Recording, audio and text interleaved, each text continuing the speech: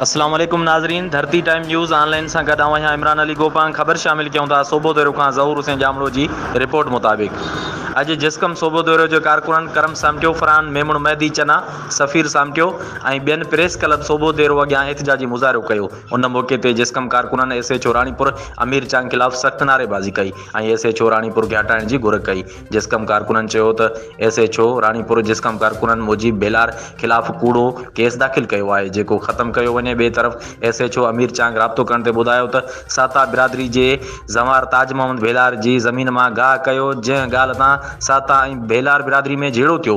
ज़मार ताज मोहम्मद बेलार जी फ़रियाद ते मूं केस दाख़िल करे 2 साता बिरादरी जा माण्हू गिरफ़्तार कया। उन बावजूद बेलार बिरादरी वारनि रोड ब्लॉक कयो, गाॾियुनि ते पथराव कयो, गाॾियुनि जा शीशा टोड़िया ऐं पुलिस मोबाइल ते पथराव कयो। नाज़ीबा अल्फाज़ ॻाल्हाया। अहिड़ी मूवी पुलिस वटि मौजूदु आहे जेकी मूवी में माण्हू आहिनि जिन पथराव कयो, गाॾियुनि जा शीशा टोड़िया, रोडनि ते टायर साड़े रोड बंदि कयो ऐं क़ानून टोड़ियो वियो। मूं उन्हनि माण्हुनि ख़िलाफ़ केस दाख़िल कयो आहे।